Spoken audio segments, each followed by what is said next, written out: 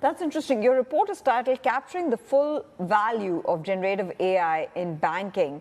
We've already cited numbers about potential value unlocking in terms of annual revenues to the tune of $340 billion in banking revenues, that is, or 9 to 15% of operating profits from increased productivity. I wonder what that does for costs. Yeah, so as with all financial benefits, it definitely has impact on the top line and also on the bottom line. I think I would talk about sort of 4 major impacts that we see in Gen AI for banking, right?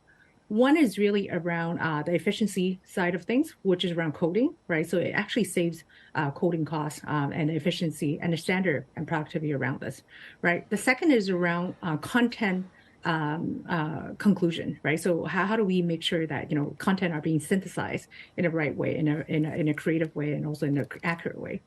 The third is around creative content, right? So this is actually come up with creativity, right? This actually ranges from text, video to all types of content, right?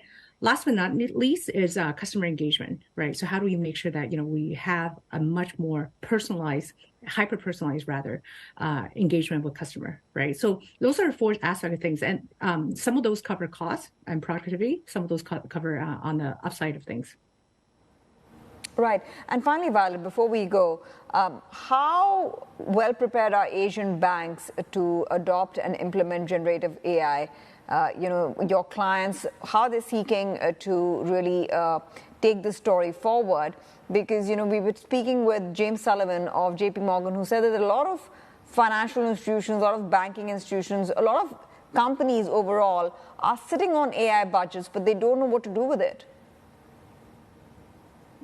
Yeah, so the more, as we talk about this topic, the more companies are actually already adopting, right? And I think the first step that they typically do is really understanding sort of, what are some of the use cases one would benefit actually the company the most, right? And they start with those POCs, right? But as mentioned in our report, POC is the first step, right? One really needs to think about holistically, what is the impact and strategy that we want to go ahead with Gen AI in the longer term.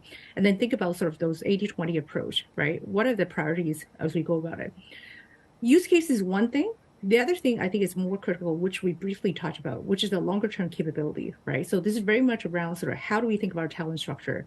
How do we get our organization organized in a way that they actually adopt it, right? How do we make sure that they're all well trained up?